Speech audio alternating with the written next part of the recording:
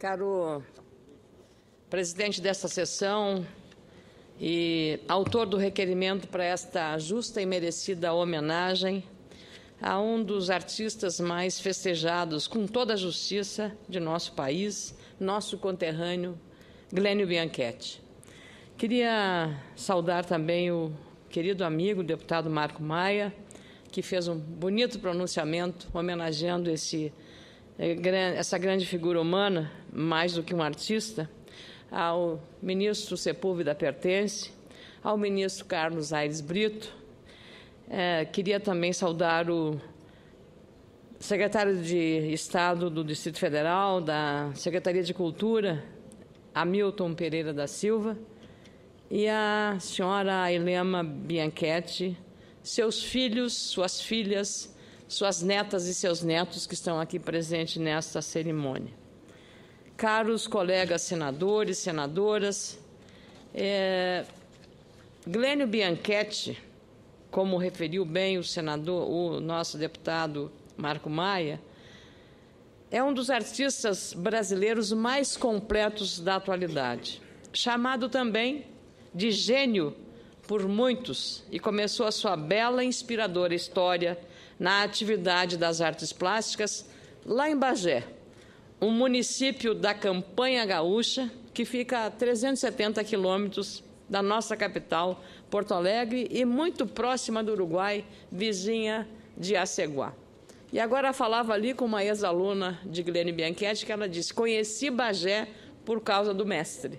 Já é uma forma de vivenciar uma realidade e conhecer as origens de talentos tão relevantes quanto esse, que fez parte de um grupo de produtores culturais, artistas plásticos, nascidos lá no chamado Grupo de Bagé.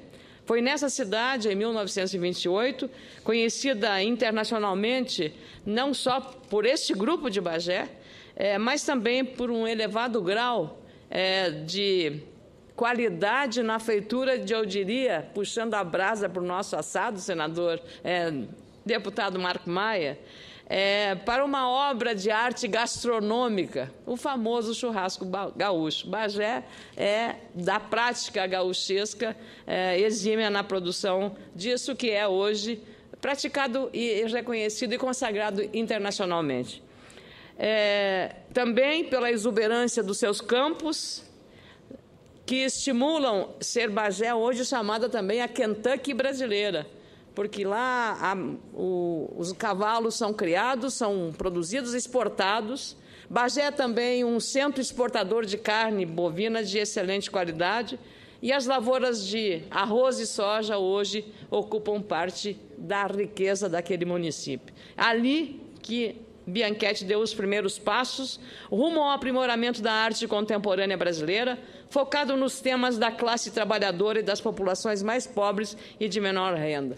Aliás, olhando as imagens dessas obras, a gente lembra muito de Portinari, lembra um pouco de Volpi, porque a obra ela é cosmopolita, ela se insere, se lembra também dos impressionistas flamengos, e é exatamente essa a beleza que faz dessa arte tão expressiva. Suas belíssimas obras, marcadas por muitas cores, pelo cotidiano e por predominantes cenas da cultura nacional, estão vivas como nunca e refletem, com a peculiaridade própria do artista, uma realidade social contemporânea, sem, sobretudo, fazer qualquer apologia à violência ou ao sangue. Em 75, por exemplo, usou as formas geométricas e as cores quentes, como o amarelo e o laranja, para inventar a obra Pescadores, sobre a dura rotina dos trabalhadores brasileiros. Foi também o idealizador de telas com comoventes temas religiosos, como São Francisco, Via Sacra e Lázaro. Em muitos momentos, a criação foi aprimorada com pitadas de engajamento político, muito engajamento político. Sua defesa e empenho em relação à campanha das diretas já e à campanha presidencial em 1989 também transpareciam em suas criações. É o caso de Garotos, pintura que retrata meninos ao lado da bandeira brasileira com dizeres em favor da liberdade ao fundo.